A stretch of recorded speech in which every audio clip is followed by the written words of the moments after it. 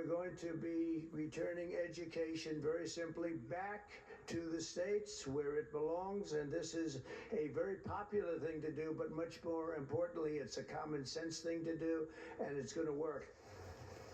President Trump has signed an executive order to begin dismantling the U.S. Department of Education.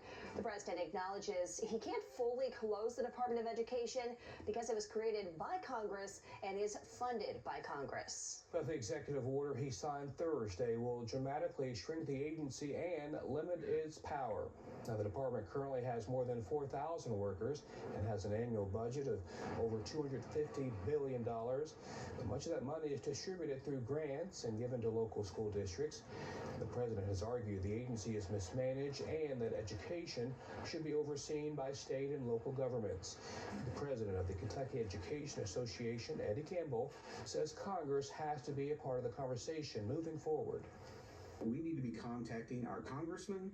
We need to be telling them that we don't need to be cutting funding to our public education system here in the United States. We need to be actually increasing that funding. We need to make sure that we're supporting our students and the work that the department does to make sure that our students have every opportunity possible. Investing in our public schools, invest in our future. And Campbell says Kentucky receives more than $1 billion in funding from the federal government. And he also says in some of Kentucky's rural districts, those federal dollars could make up to 30% of that district's total budget.